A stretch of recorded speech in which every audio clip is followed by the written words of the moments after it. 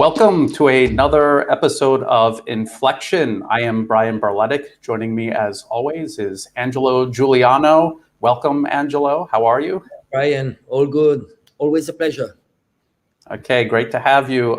Today, we are going to talk about this idea of the US containing China. And we hear it in the Western media from time to time, kind of a denial by the West that this is going on, that the US isn't trying to contain or encircle China. They're not trying to bully China. They're trying to maintain their international order. But as we're going to see, that is totally untrue. But before we get into the main topic, as always, we're going to look at some news. But before that, let's do a little bit of housekeeping. I have changed the name and the logo of my YouTube channel. It is now the New Atlas. Land Destroyer, for people that don't know, that was a blog, a personal blog that I had where I shared information and my interest in armored warfare. And then I just didn't think of a new name when I started doing geopolitics. So I think this is more appropriate. There's a new website as well. newatlas.report, and all of my videos and articles, everything is going to be up on this website, and it's totally free. There will never be a paywall on my website. So with that out of the way, let's get into the news. People have probably heard that the president of Haiti was assassinated. A head of state being assassinated is huge news. It's a major incident, and we really don't know what's going on. I personally don't really focus on the Americas and the Caribbean region, but there's all these very weird coincidences. Ex-Colombian military and Haitian-Americans. The Taiwan embassy was involved in one way or another. Angelo, what are your thoughts on this when you first saw this? Well, remember, Haiti functions as a U.S. colony. So basically, the U.S. decides who stays in power. And also, there's also involvement in the security of the president. The U.S. is actually advising on the security. So now you have also Colombians. The vast majority of those people that enter into the residence of the President Moise were Colombians. And we all know the Colombians are acting the same as Israel is acting in the Middle East. They're doing the dirty job in the whole area. Regime change in Ecuador, regime change in Venezuela. Very often you have Colombians, mercenaries that are working for the US. So it's very strange. We still don't have all the informations, but I think those are some signs that you have two American citizens into this group of mercenaries, and the rest are Colombians. As for the Taiwanese embassy, I still have some doubts. Coming from, it's a coincidence, a strange coincidence. Just one thing is that Chinese media are saying that it happens that they took refuge and they dismissed the fact that Taiwan could be involved in this. I think it would be a huge mistake. I mean, just for Taiwan to be involved into this, which would be a huge mistake. So I would think that maybe it's just a coincidence. It's possible. I mean, you would have to look at the map. You would have to see where everything happened, and why would these assassins think of going to this building that Taiwan has there? To my knowledge, the U.S. has it actually sent its military to Haiti on at least two occasions. Once from 1915 to 1934, so they were there for quite a while, and then again in 1991, and both times they sent U.S. troops to Haiti. They killed people, and it was a military intervention, in other words. And the thing I want to point out is, yeah, I agree with you, Angelo. I don't know what happened. We have to wait and see. There's people who specialize in this region. I'll wait and see what they think, and as the evidence emerges. But no matter what, this is in America's backyard, and this is what their backyard looks like. And there is no regional player in North America that keeps the United States in check. And so this is the natural state of US hegemony when left unchecked. And I think we understand that by looking at places like Iraq and Libya and Afghanistan and Syria before Russia put them in check. We see what the US does. And I think Haiti is just another example of that. Before we move on, do you have anything else on Haiti, Angelo? No, I think it's just the whole region has been colonized by the US. There's a very interesting book by Giuliano. The name is Open Veins of Latin America, and it tells you about all the coups, what they've done. It's a century of humiliation for those nations. So there's no sovereignty. If you look around every single country, you had Brazil coup, over and over. Bolivia, it's just it's constantly those people have been under just enslaved by the U.S. empire. So it's nothing new. Absolutely, and in a way, you could say that it's the fruits of America's so-called international order, which we are going to be talking about as our main topic. So let's all just keep that in mind. What the Americas looks like, and we'll get into that later. So the next article is from RT, the truth about U.S.'s unmitigated failure in Afghanistan. So we've been watching the U.S. allegedly withdraw from Afghanistan. They're claiming they're only leaving behind 1,000 troops. They have a huge part of the capital, the green zone, that they're going to maintain, and they have a military presence at the international airport. And I pointed out that in less than a day, they could have over 2,000 elite U.S. Army Rangers back in Afghanistan, and then by the end of the week, tens of thousands of troops. So is it a withdrawal, or is it them keeping their foot in the door? One thing I thought was interesting here was China has plans to transform Afghanistan and bring it into Beijing's orbit by means of the China-Pakistan Economic Corridor and its geopolitical grand plan, the One Belt, One Road initiative. So while the U.S. spent the last 20 years building military bases and bombing things in Afghanistan, China plans on building things, including corridors. Afghanistan is landlocked. So without these transportation corridors, the country is completely isolated. And so before I hand it over to you, Angela, this is my idea. They have this very minimum footprint. They're going to claim that they've completely withdrawn from Afghanistan, even though it's not true. And then they're going to allow all of these extremists that they've been using in their proxy wars all around the globe, in the Middle East, in North Africa, in Central Asia, and they're going to allow them a safe haven in Afghanistan, just like they were doing before the invasion. And they're going to have plausible deniability, because when these extremists start doing cross-border operations, maybe into China, Afghanistan borders China, or into Pakistan or Iran, they're going to say, we have nothing to do with this, we withdrew. And when China starts building its One Belt, One Road corridors through Afghanistan, they're going to have these militants attacking it, just like they're doing in Myanmar, southwest Pakistan, and everywhere else the U.S. maintains these extremist groups. Angelo, what are your thoughts? I agree with you. Now remember, this is the trend that U.S. is privatizing a part of its militaries. So you will have probably around 10,000 mercenaries that are actually part of the U.S. military, but they are private.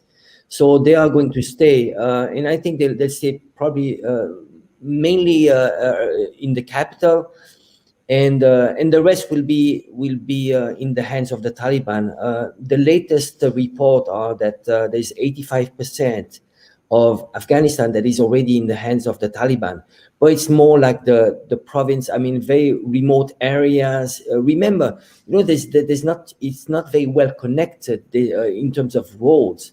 Well, this is why now there's a discussion about China coming into the picture for the Belt and Road Initiative, and you have the Taliban actually welcoming China. They're saying, well, we need you for your investment and for building infrastructure. Remember one thing, that Afghanistan is extremely rich in minerals, We are talking about trillions of dollars of reserves. The only problem is that there's no road and there's no infrastructure. So China will come in and will help. In exchange, Taliban is making sure, as promised China, that it will make sure that it will not harbor Xinjiang Uyghur ETIM terrorists into its soil. I think this is probably a precondition for China, because keep in mind that there is a very small border between Afghanistan and China, and they were like over the last 20 years, Afghanistan was harboring lots of ETIM terrorists, and China wants to make sure that there's no transit of those terrorists back into China. And just so people can see, this is a map of China's One Belt, One Road initiative projects. This is Afghanistan here, and you can see this huge juncture where China's projects are going through Xinjiang inside China, Western China, and going across here to Russia and Europe, through here to Iran and Turkey, and down through Pakistan. And you could see how the US positioned themselves perfectly right at that juncture where almost all of these conduits branch off, so they could disrupt it. It's so clear that's what they were doing there. And they have a similar strategy here in Southeast Asia, where they've got the anti-government protests here in Thailand, and now they're burning Myanmar to the ground next door. And so you can see how that's all being disrupted. And pretty much everywhere this project goes, the US has answered it, not with alternatives, but with terrorism and militancy and direct US military intervention. So people need to keep that in mind when we're talking about Afghanistan. The next story. This is it's all related to China and the main topic here. So let's take a look at this one. Hong Kong University Student Union apologizes for lone wolf attacker praise. And I'm going to let you explain this one, Angelo. But before I do, I just want to say that these student unions are in every country, and they're usually infiltrated by Western interests. They see themselves as Western, and this is the sort of things that they do, and it's not being tolerated in Hong Kong anymore. Angelo? So what happened in Hong Kong in the last few days? On 1st of July, there was an attack on a policeman. So a policeman was stabbed, and the attacker stabbed himself, and he just died just right after. So it's clearly a sign of a radicalization of Hong Kong. So what happened is that you have less protests. But what is happening, there's less people, but they're much more radicalized. And what Hong Kong is facing is a possibility of terrorism. So they found also material for bombs. They arrested a group of 9 people. Within those 9 people, there were 6 students, high school students. So can you imagine how radicalized are those kids? What do they know about politics? What do they know about the whole geopolitics behind this, and even history of their own country and city? So it's very sad. So what happened after these terrorist acts? You had local people that were actually glorifying these terrorists. And if you look at international laws, whenever it comes to national security laws, glorifying terrorists, it goes against national security laws. I give you an example. In France, when there was a Charlie Hebdo attacks, you had people just making a few jokes. We were talking about comedians making jokes, and they were arrested because under the law called apology of terrorism. So here you have in Hong Kong this whole problem of kids in social media glorifying these terrorists. And this is why now there's a huge debate in Hong Kong to say, well, we need to be much stricter. So my opinion is that right now in Hong Kong, it's the national security law is way too lenient if you compare to what is applied in Europe and in the US. Yep. And I think in this case, though, The national security law is working because no sooner did this student union say this, they were basically forced to retract it, publicly denounce it, and if not, maybe they would have faced legal problems, and they should. And this is what every country needs to do to clear out this foreign interference, because this radicalization and these protests, as we've shown many, many times, it was all backed by the US government. They were being supported by these US-funded organizations. Their leaders were practically running them out of Washington and the Oslo Freedom Forum. This may not evoke the spirit of the barricades, but the teaching here is to be successful, to topple a government for good, you have to be organized and to plan meticulously. And activists here have been involved in helping to organize the current protests in Hong Kong. Their plan to put thousands of people on the streets of the territory was in fact hatched nearly 2 years ago. China has a right to do this, and Hong Kong's local government and police have a right to do this. They have a right to defend their country, their territory, their city. And I think that's what we're seeing here, no matter how the Western media tries to portray it. The next article, Myanmar rights violations under scrutiny from new task force. Let's see what this new task force is that's going to scrutinize the human rights violations. And I'm sure it's going to be not just the government, but also the opposition, right? No, it's not. So they're saying a new task force was launched on Monday to investigate evidence of human rights violations in Myanmar, more than 5 months after the military army ousted elected leader Aung San Suu Kyi and plunged the Southeast Asian country into turmoil. I think they need to find new editors. The British government-funded project, Myanmar Witness, said it would be sharing information with the United Nations Independent Investigative Mechanism for Myanmar, which is probing suspected international crimes in Myanmar. And we saw this in Libya and Syria. The West creates these fake monitoring groups, and they just feed propaganda into the UN to justify Western intervention. That's all this is. And let's look at the British Foreign Office that's funding this organization, Myanmar Witness.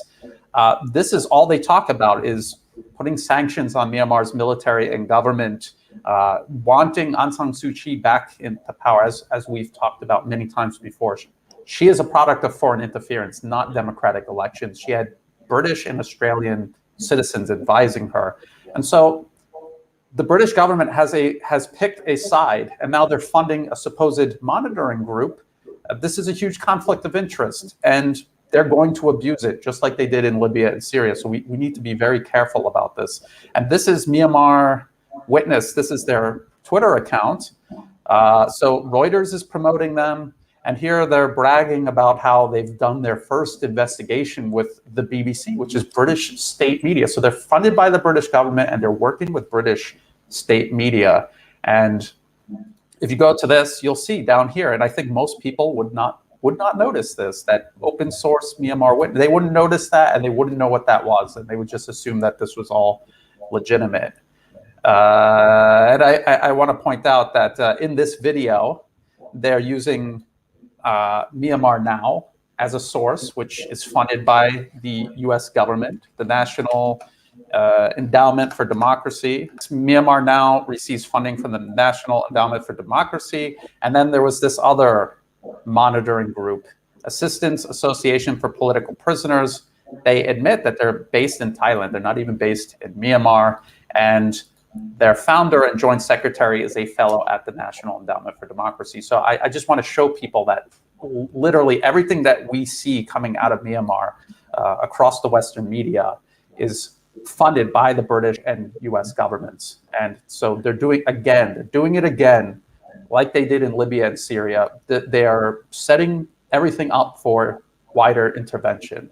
And why? Because they're going to create Myanmar as this failed state sitting right in the middle of Asia. I just showed people the map of the Belt and Road Initiative and how a burning Myanmar would be an obstacle to that development. Angelo, anything before we move on to the main topic about this?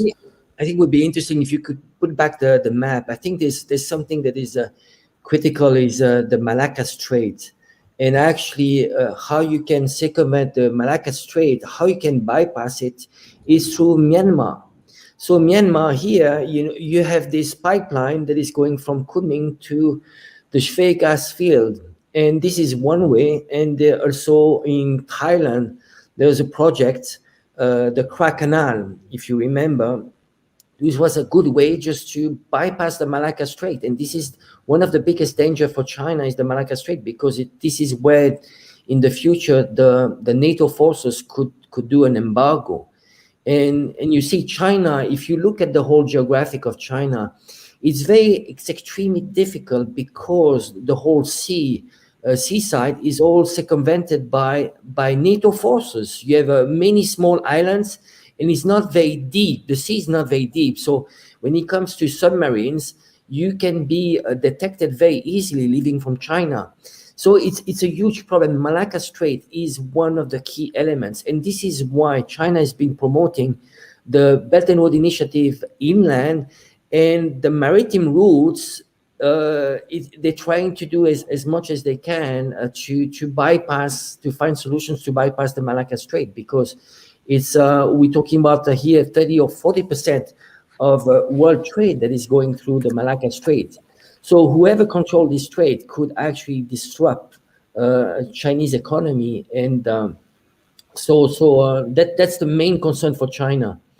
When it comes to Myanmar, just going back to Myanmar, the NATO objective when it comes to Myanmar, it's they're winning. I mean, what they did, they didn't succeed in putting a puppet regime in place in Myanmar. So putting a failed state is the same. It's about the same result. They want to disrupt the Belt and Road Initiative, and it's working. The pipeline is not working 100% right now. There are disruptions. The gas field and oil field are not working 100%. You have some companies, foreign companies, that are actually stopping to drill in Myanmar. So it's working. It's a chaos, and we are, I think, we can say that this is already a civil war in Myanmar. Absolutely. And let's just look at the map again as we transition into the main topic.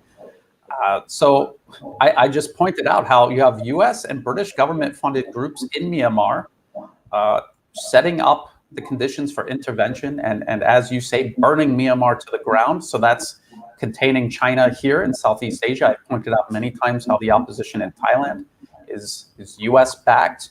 The US literally has its military in Afghanistan here, able to project power into all of these directions, all of these countries that are signed on to China's Belt and Road Initiative. And then Japan and South Korea host tens of thousands of US troops. So it's obvious already by just looking at this map. Let's look at another map. Okay, this makes it much clearer how the US is literally encircling and containing China militarily and through political subversion. So it's very obvious, and why the West tries to deny this is beyond me. I think it's not really to trick China. I think they're very well aware of this. I think it's to trick the people in the West to believe that China is the problem, the US is not the bully, and that what China is doing as a reaction to all of this, they're trying to portray that as unprovoked aggression against the rest of the world. There is a talk. It's from the South China Morning Post. They hosted it. It's called "A Clash of Civilizations Played Out" at South China Morning Post's annual China conference, the full debate. And it's Eric Lee, who, if people haven't heard him speak, please go search out his videos on YouTube. Just type in Eric Lee, L-I, and listen to him talk about China. He's very knowledgeable, he's well-spoken, and he's very good at defending himself against Western criticism. And he's debating Keith Richburg, who is, he brags about how he's in the Council on Foreign Relations, and he's been at all these establishment Western media outlets forever. And he's a very good parrot. He's very good at reciting all of the narratives. He's got it memorized and down perfectly. And the moderator asks Keith Richburg. with that, I start with Professor Richberg. What do you think about this containment strategy? Well, you know, I've heard that a lot, especially being in Beijing. It's usually on the pages of the Global Times or something, where they're saying the U.S. is trying to contain China's rise. That's kind of the mantra you hear. And, you know, from my perspective, nothing could be further from the truth, because, in fact, it was the U.S. that actually promoted China's rise. The U.S. promoted letting China enter the WTO, which happened 2001. So I don't ever think there was much of a containment strategy. There was more, in my view, a strategy of let's help China open up, become part of the global international system. Let's facilitate China's rise, because there was a view that once China was a part of the international global system, coming from a closed economy to an open economy, basically they would become more like us. He says, no, we haven't been trying to, and he means the West, we're not trying to contain China. Where we wanted to integrate them into our international order. We wanted them to be more like us. And he's saying this with no sense of irony or self-awareness at all. What he's basically saying is subordinating China to the West, subjugating China to the Western system, and claiming that the U.S. does not have a policy of containment, or that it used to be integration and now it's containment, is just plain untrue. And I'm going to show people that. So this was the talk, and I'm going to have the link in the video description so people can watch the whole thing, because it's very good. Eric Lee is very good in this. But I want to show people just how far back this all goes. It actually goes back even further than this. This is the Office of the Historian on the official website of the U.S. State Department. This is draft memorandum from Secretary of Defense McNamara to President Johnson, and it's dated 1965. And right here, number one, the U.S. strategy, the February decision to bomb North Vietnam and the July approval of Phase 1 deployments makes sense only if they are in support of a long-run United States policy to contain communist China. To contain communist China. This is 1967, and he's already describing it as a long-run United States policy. What more evidence would you need? But we will go in depth, and we will show how it goes from 1965 all the way to present day, how this has been one continuous policy towards China. This is the only policy the U.S. has towards China. So I think it's very important that people see the context and the thinking that goes on behind this policy. Like Germany in 1917, like Germany in the West and Japan in the East in the late 1930s, and like the USSR in 1947, looms a major power threatening to undercut our importance and effectiveness in the world, and more remotely but more menacingly to organize all of Asia against us. And then they show down here, there are three fronts to a long-run effort to contain China. Again, long-run effort. And they say, realizing that the USSR contains China to the north and northwest, which is now no longer the case because the Russian Federation and China have very good relations. A, the Japan-Korea front, where now the US has tens of thousands of troops. B, the India-Pakistan front. And C, the Southeast Asia front. So again, this is all the way back in 1965. So before we continue, Angelo, what are your thoughts on this? Like, this is pretty much case closed already. But what do you think? 1965, this is quite shocking. And again, it comes always to history. There's no way you can understand the world of today if you don't go back to history. And I think the minimum is 1917. What happened in 1970s? It was 17.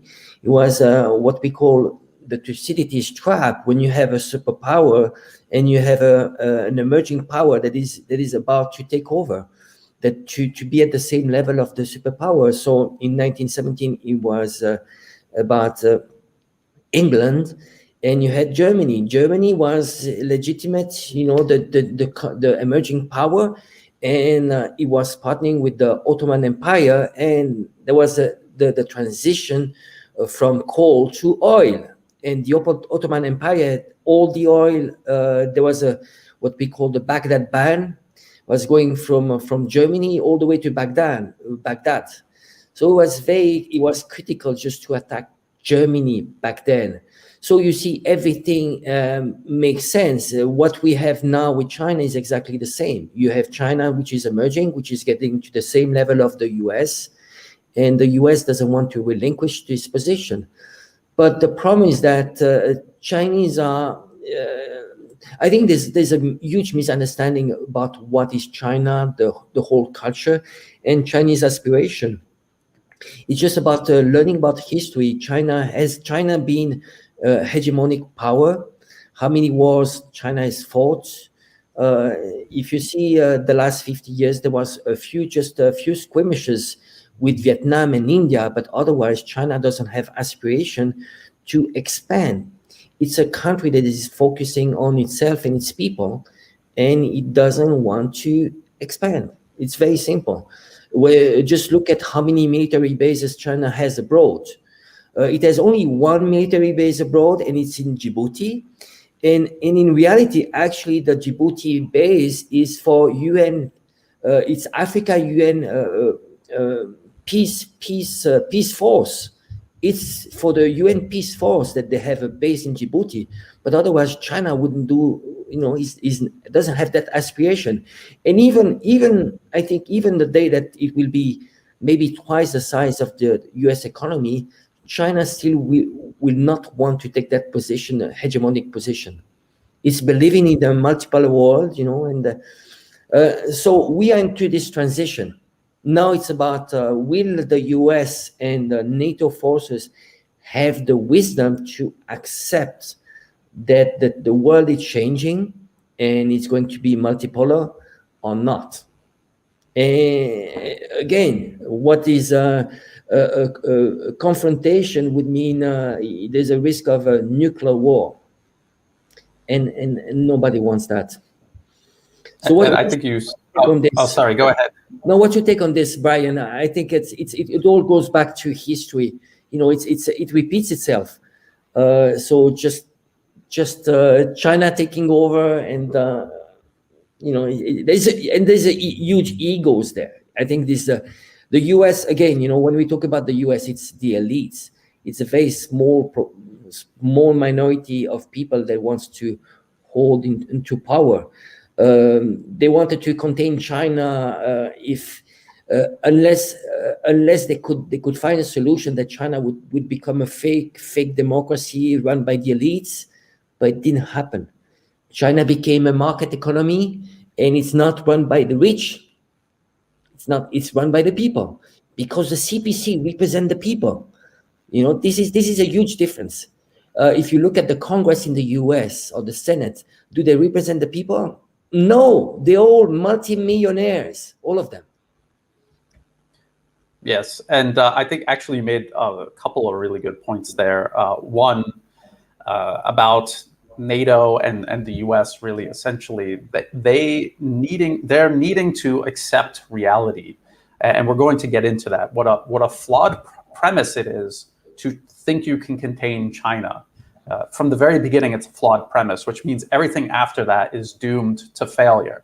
And you also mentioned egos, and we're going to go into, we're going to kind of profile one of these policymakers who has been involved in this for a very, very long time. I think he's actually the next one that we're going to show you, just because I want to show people from 1965 to today and everywhere in between, this has been what the US is obsessed over. They have no humility, and it's their ego, and they have this flawed premise that they should run the international order, and so let's just go to the next one, because I think it'll make it very clear. So I don't know how familiar people are with Robert Kagan, but he's one of these creatures that exists in academia and in these corporate funded think tanks. I do believe his wife is Victoria Nuland, who was in the government. So it's all nepotism. His wife is in the government. She was the one handpicking the next government for Ukraine. And he has a brother who's in a think tank, and he has a wife who is in her own think tank, and they go gallivanting around the world. But I want to show people the year 1997. This is when he wrote this. And tell me if this isn't the blueprint for all the rhetoric we hear today about China. What China knows that we don't. The case for a new strategy of containment. So there we go from the 1960s, they're talking about containment. Robert Kagan in 1997 talking about containment. And I actually have an article here where I pulled out the key quotes. At one point, he says, the present world order serves the needs of the United States and its allies, which constructed it. So when they say integrate China into this international order, they're talking about an order that was created by and for the US and its allies. And then China is going to be subordinated to it. And I think we've talked about this many times, Angelo, how you cannot represent only 4% of the world and then subordinate the rest of the world to your agenda. It doesn't make any sense. It's completely crazy. It makes no sense at all. And we see China, and we're going to go over the metrics toward the end, how much bigger China is than the United States, even at this point. But anyway, let's just keep going through this. This is how Washington policymakers really think. The present world order serves the needs of the United States and its allies, which constructed it, and it is poorly suited to the needs of a Chinese dictatorship. Trying to maintain power at home and increase its clout abroad, Chinese leaders chafe at the constraints on them and worry that they must change the rules of the international system before the international system changes them. And we're going to remember Keith Richburg saying that was the whole plan, was to change China to be more like the West. And so you could see Keith Richburg parroting Robert Kagan and Robert Kagan parroting policymakers from the 1960s. It's just one continuous agenda with the same ideology at the center. And quite frankly, it's this racist imperialism that has prevailed throughout the West for centuries now, but to be frank. And then down here, there's a couple more key quotes. I want to point this one out because this is the containment strategy. He's alluding to it here. Chinese leaders worry that they will play Gulliver to Southeast Asia's Lilliputians, with the United States supplying the rope and stakes. And if people aren't familiar with this story, it's this guy who was traveling around. His name is Gulliver, Gulliver's Travels. And he found himself on this island with these tiny people. And he was washed up on shore and he was kind of sleeping. And when he woke up, these little tiny people all working together tied him down. So this is Robert Kagan saying the United States is going to give the rope and the stakes to Southeast Asia. They're going to tie down China. And back in 1997, this was when they were getting ready to put Thaksin Shinawatra into power in Thailand. They were trying to get Aung San Suu Kyi into power in Myanmar. They had Anwar Ibrahim in Malaysia. They were trying to get him into power. They were trying to overthrow Hun Sen in Cambodia. But at the time, Hun Sen was actually a team player with the West. He's since switched sides wisely. So at that time, that's what they were doing. And we can still see this continuing to this day. I'm going to get into Robert Kagan a little bit more here, Angelo, but I want to get your thoughts on just this. And one more thing. This is basically like the map we just showed, but this is from one of these, the Strategic Studies Institute. It's from a policy paper, 2006 String of Pearls report.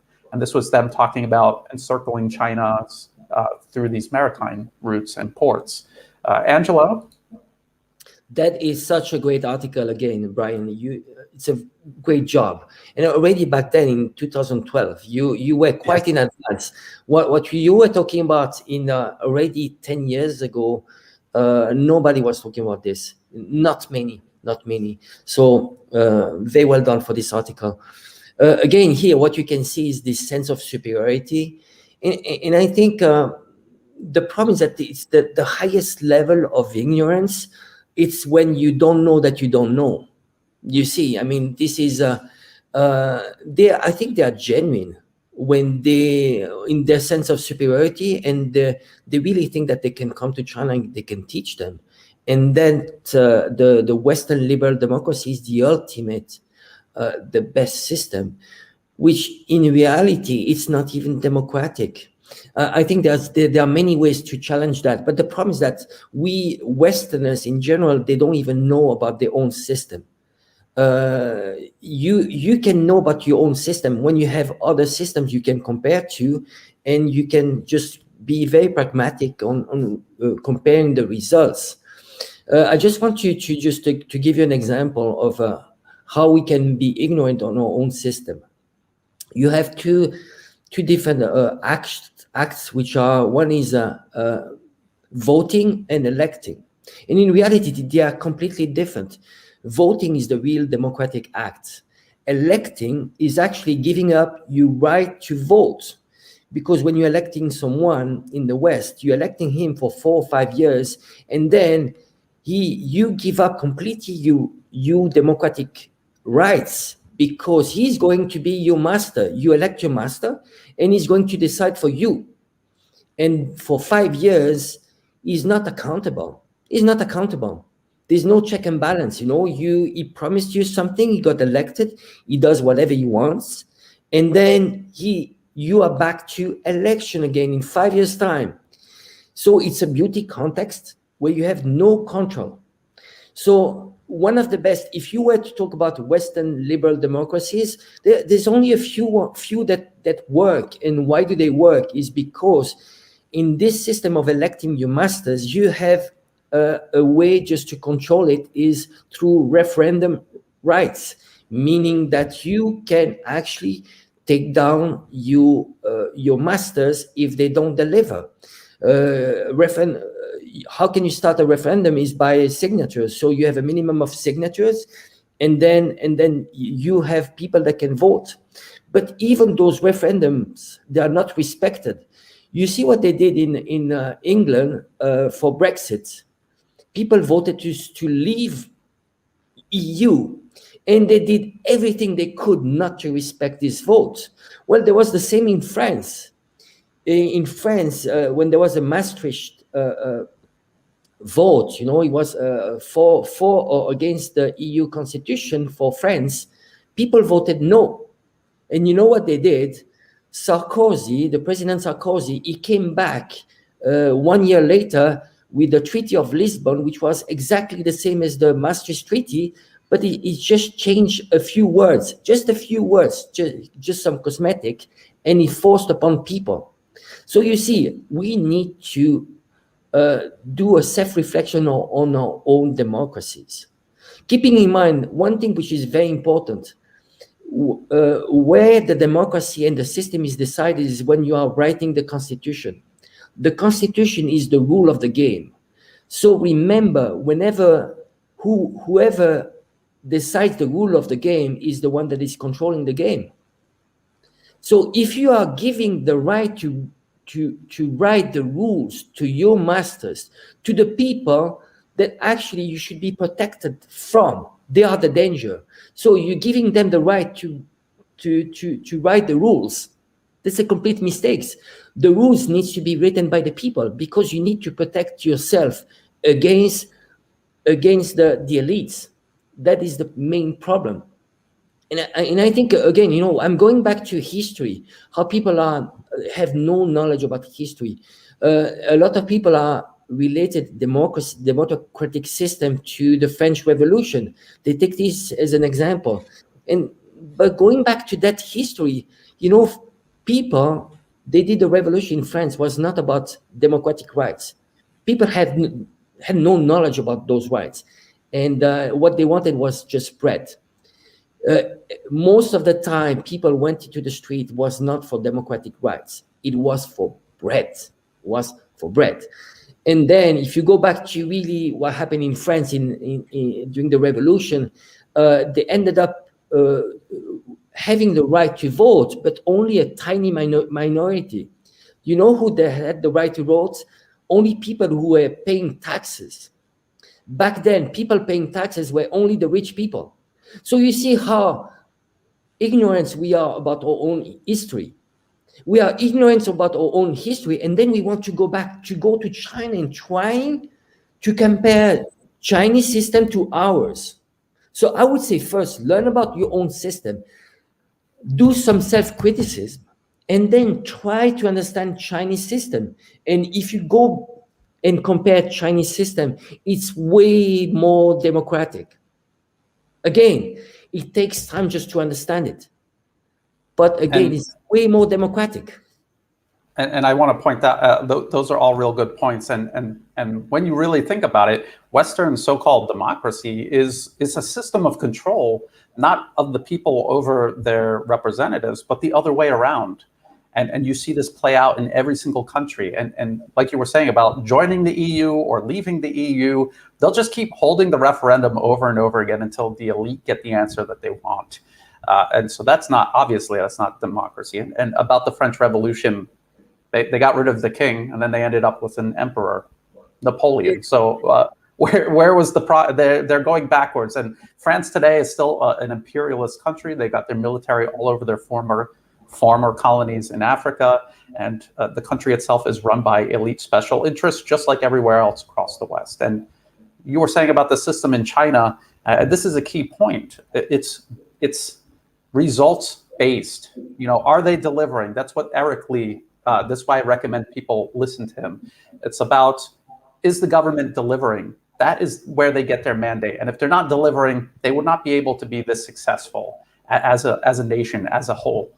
And so we saw this. And if you watch that debate with Keith Richburg, that's all he keeps talking about, we want to see them more democratic. We want to see, because they want that system of control extended over China. That's what this is all about. It has nothing to do with really believing in freedom and democracy. They know that Western liberal democracy is a system of control, and they just want to extend it over China. And you were talking about elitists. And by the way, I did write that back in 2012, but all I did was read and repeat what they were saying themselves. So this really took no brain power on my part. So this Robert Kagan guy, this just to get inside his head and understand US policymakers. This is something he wrote in 2000 about Colin Powell. And this is all about Iraq and the original US intervention, Desert Storm. And he's talking about how Powell was not a good pick for Secretary of, what was he, Secretary of State?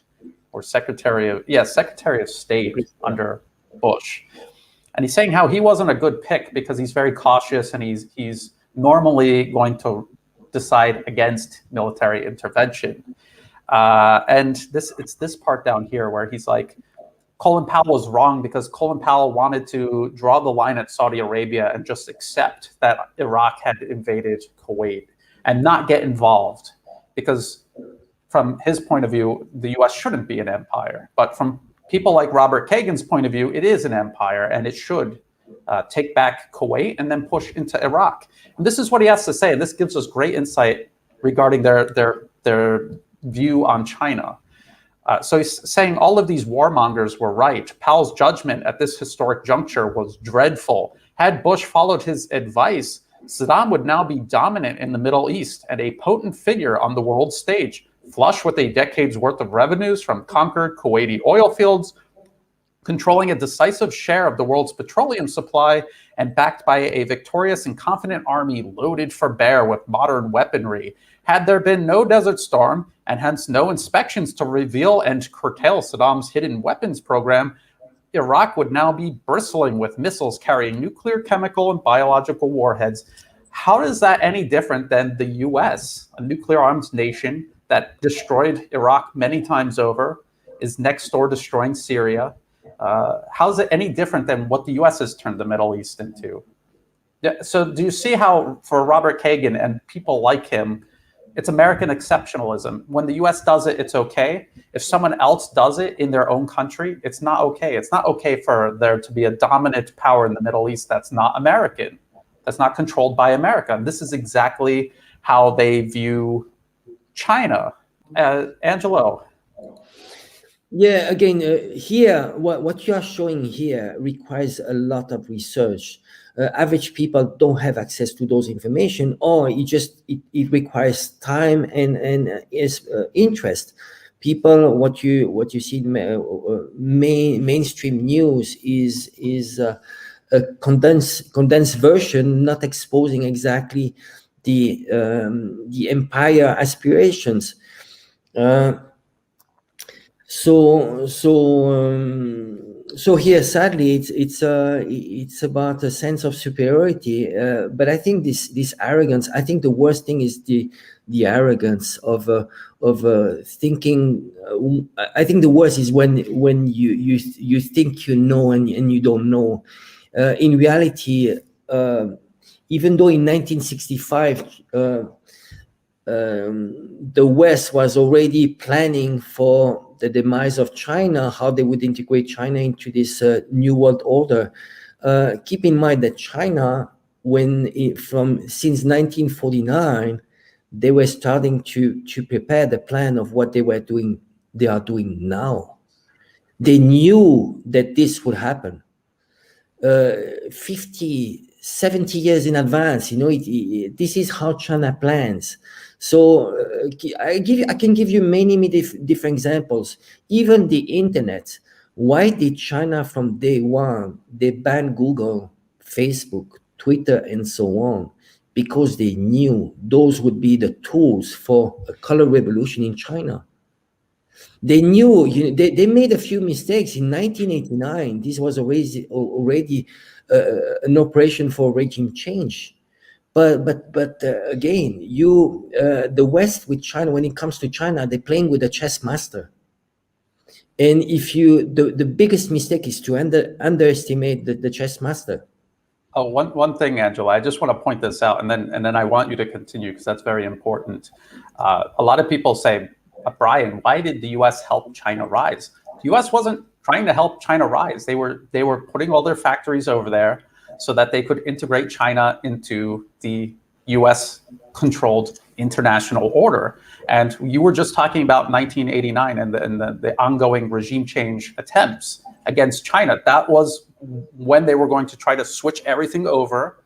That's why they were maintaining that foothold in Hong Kong and Taiwan, was to do this regime change, have all their factories there, and then once the regime change was done, integrate China. That was the whole plan.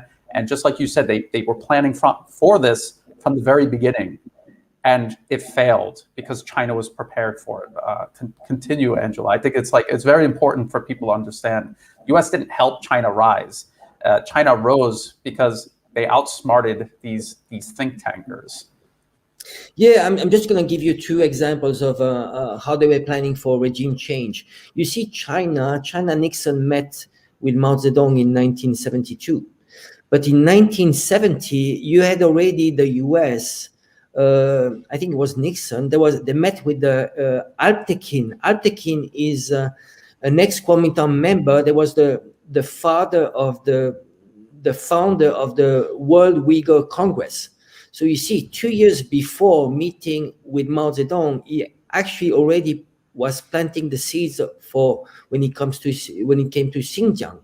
Then you had in the 1950s, you had the Dalai Lama that was paid by the CIA.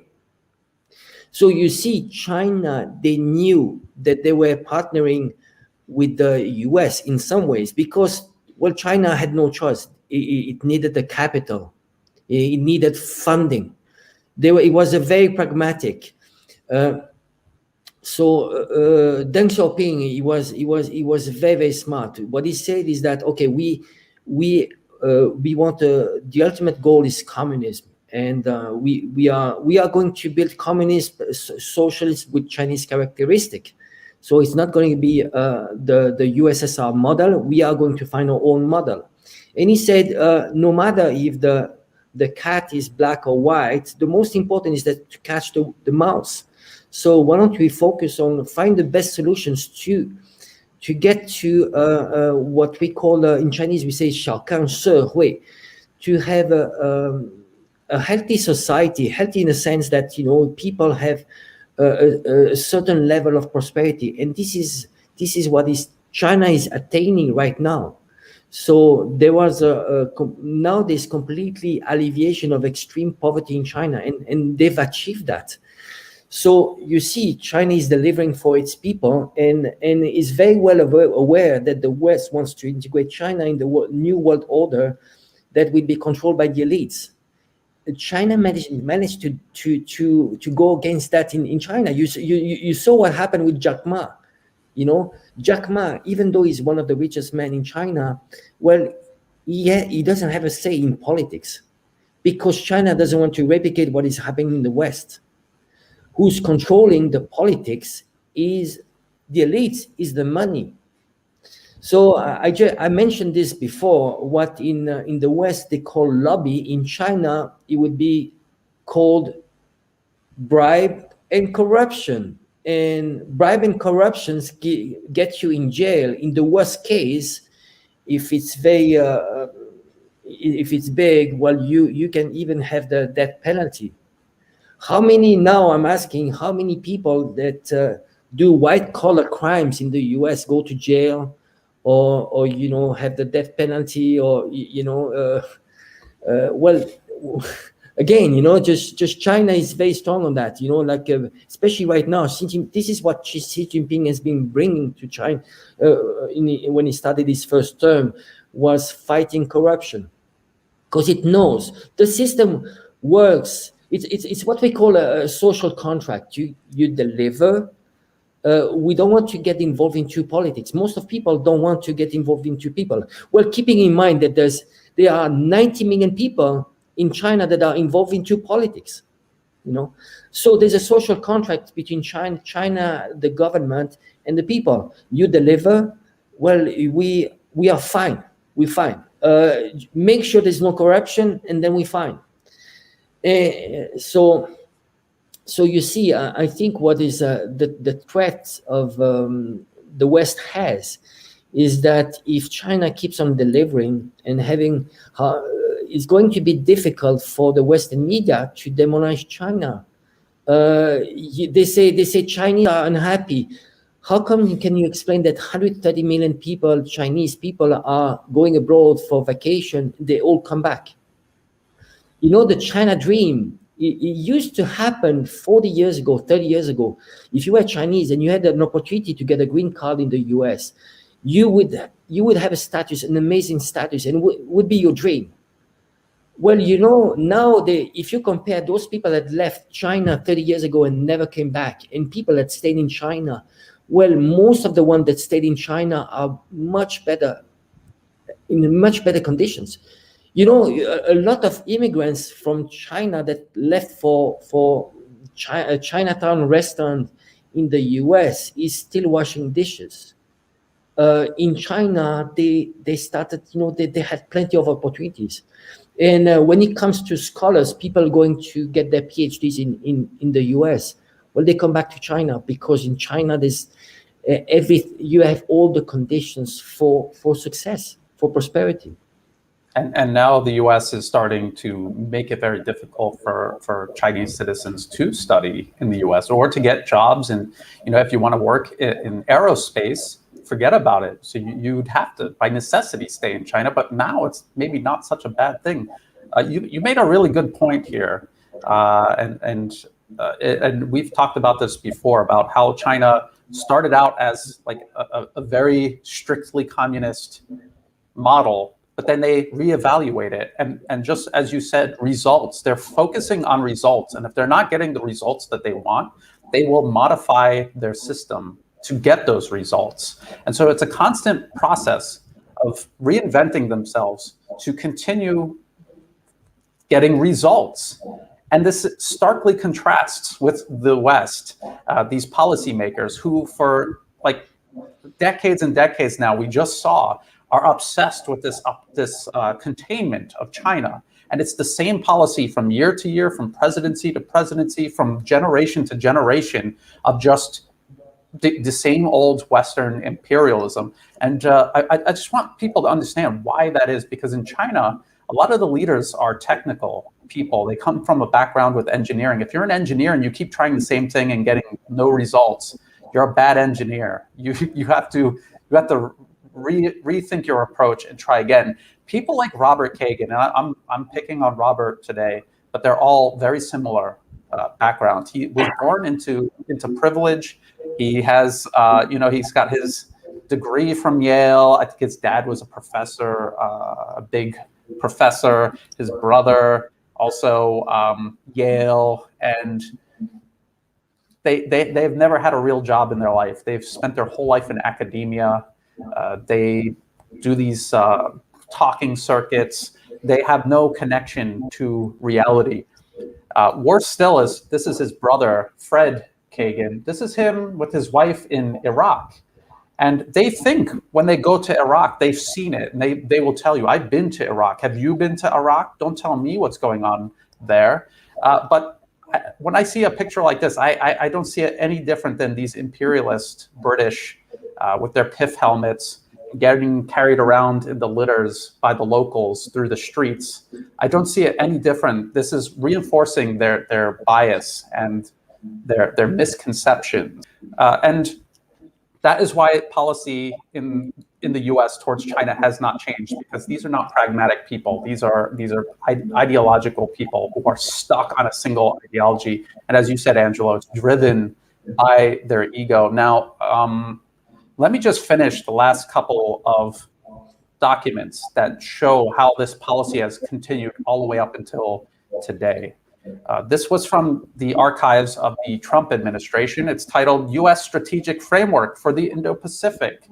And the first thing that it says, national security challenges, how to maintain U.S. strategic primacy in the Indo-Pacific region and promote a liberal economic order, again, this order that they created for themselves, while preventing China from establishing new illiberal spheres of influence and cultivating areas of cooperation to promote regional peace and prosperity. So this is the U.S. proclaiming that they will establish primacy over a region the U.S. isn't even located in, and a region where China actually is located in. So this is them, again, during the Trump administration, and it wasn't a secret that Trump wanted to encircle and contain China, but I'm just showing you this. And then there was this. This is from the official U.S. Congress website, and this is the Countering Chinese Communist Party Malign Influence Act. It's really has a ring to it, and they're talking about spending how much? $300 million every year until 2024 for basically anti-China propaganda, and we already see the product of. I'm not sure if this. I don't think this is passed. They're saying it's introduced, but we already see this propaganda war ongoing against China, and again, as part of encircling and containing China. And then this is remarks by President Biden on America's place in the world, and this is the official White House website, and right here. American leadership must meet this new moment of advancing authoritarianism, including the growing ambitions of China to rival the United States. So right there, from 1965 all the way up until now with President Joe Biden in office, this constant obsession with encircling and containing China. We're going to go over these metrics now because I think this is really important, and then we'll have a little bit of a discussion before we conclude. China cannot be contained. It is a bigger country. It has more people than the US, 4 to 5 times more people. This is the number of science, technology, and engineering and mathematics graduates graduating every single year, 4.7 million in China, a little more than 500,000 in the United States. These are people who are going to contribute directly to technology, innovation, infrastructure, things that make a nation great. The United States cannot compete. This number is not going to change. This will never reverse. They just have a bigger population, and now they are reaching a developed status as a nation. Angela, you talk about this a lot. The United States only representing something like 4% of the entire global population, and yet they presume dominion over the entire planet. Again, makes absolutely no sense. You see China, India. The U.S. really would love to use India as a battering ram against China, but as you go through this list here, it's only until you get to Japan where you find an obedient servant of Western foreign policy. And then after that, Germany, all the way down here, and maybe Turkey. Maybe. They're kind of on the fence nowadays. So it's not looking good for the U.S. These metrics do not add up to an international order created by the U.S. to serve it continuing any longer. It really is over for them. The numbers do not add up. And then the last metric that I want to show people, and then let's talk about this a little bit. This is right now. This is for Thailand. Where did Thailand export to in 2018? And you see China, and as you've pointed out, Angelo, we have to add in Hong Kong, and it's way more than the United States. And then imports, China, and then the United States. It's very obvious that for Thailand, its most important economic partner is China. If you go back to 1998, okay, it was totally reversed. This was the United States. This was Thailand importing from the United States and then exporting, very prominent. So 20 years ago, 10 years ago, and today, you could see how everything has turned over in favor of China and against the United States. And this was all because of the very poorly conceived gamble that they could send all their factories over to China and then subordinate China to US hegemony. A complete failure. People like Robert Kagan shouldn't be able to find a job at a McDonald's, and yet people like that are still populating Washington's think tanks and supplying Washington with their policy. And this is why the US stands no chance of not only never containing China, but they're going to run their country into the ground trying. Angelo. Could you go back to the STEM graduates file? I think it's very interesting. Just to challenge the figures, you see the US has 568,000 graduates in STEM, which is science, technology, engineers, and mathematics. But out of this, you have to remember that 1 out of 6 are Chinese in this figure, and you have 30% of them that are foreigners. So you see the difference there. And I think what is important to compare when it comes to the leadership, when you look at the politicians in the US, most of the politicians, the background is they are lawyers or people coming from finance. In China, 90% of the time, they are engineers. So you see how it tells you a lot. Why are they building roads in China? You know, engineers build roads. In the West, you create values. You create values through what? Very intangible things, which is Wall Street. This is, you come from finance and lawyers, you know, you need to obey to Wall Street. When you create values for the S&P in Wall Street, does it feed people? No, you just make the rich richer.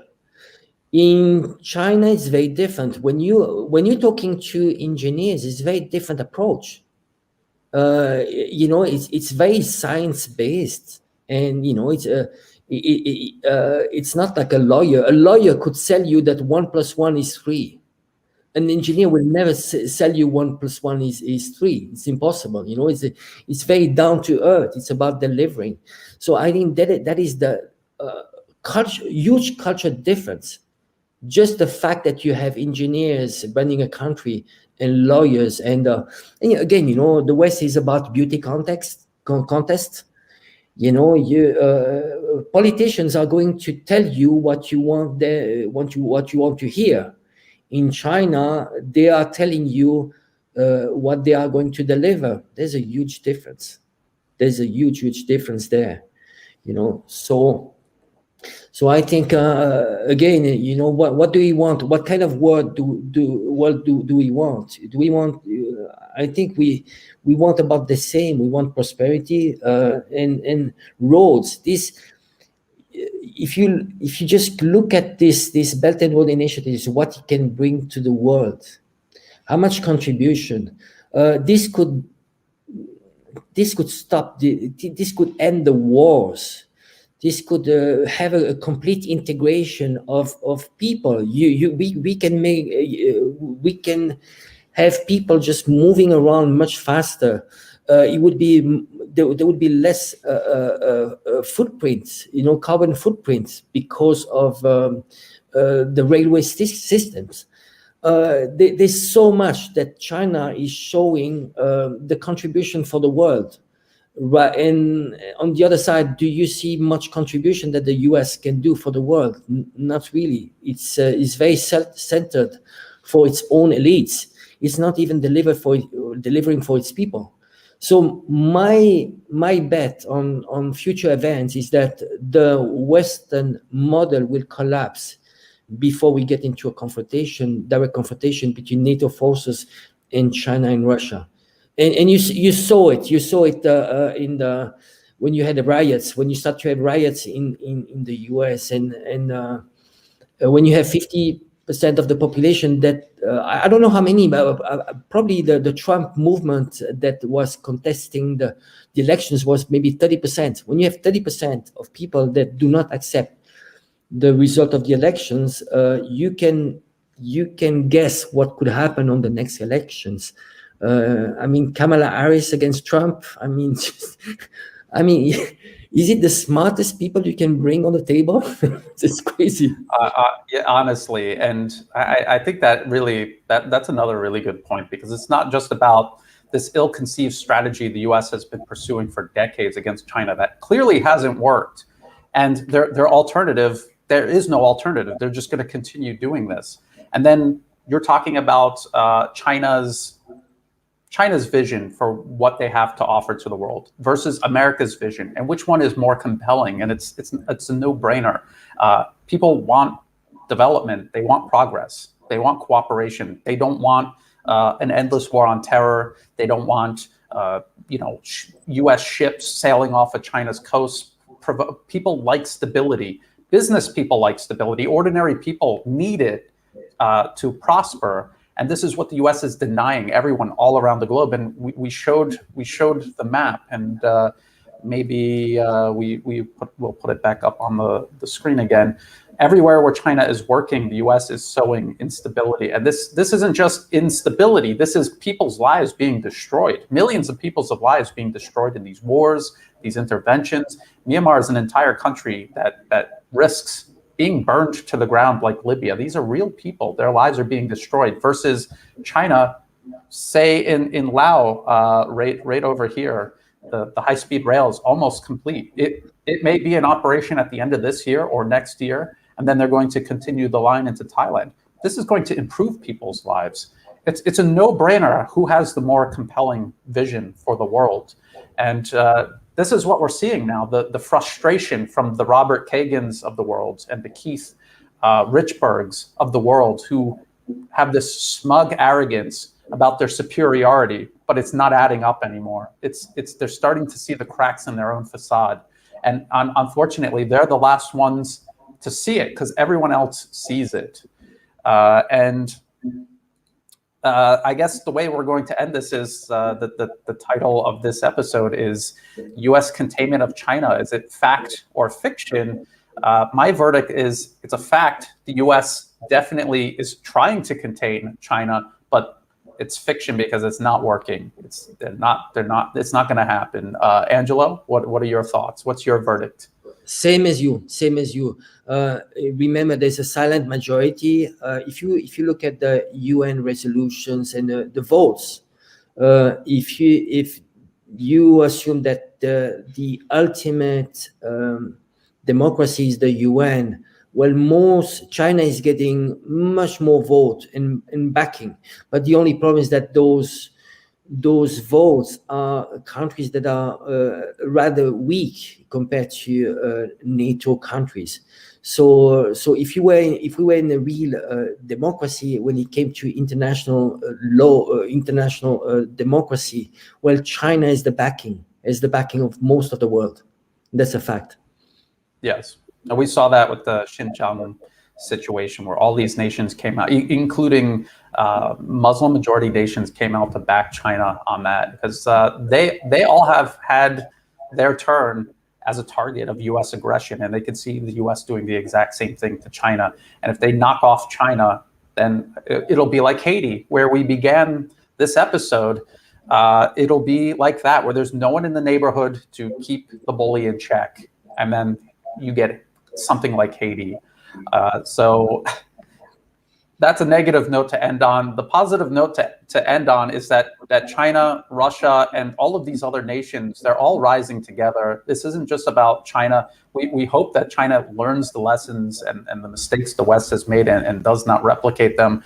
The way they're creating their system, they're building in checks and balances to prevent this. We just have to hope that they continue doing this over time.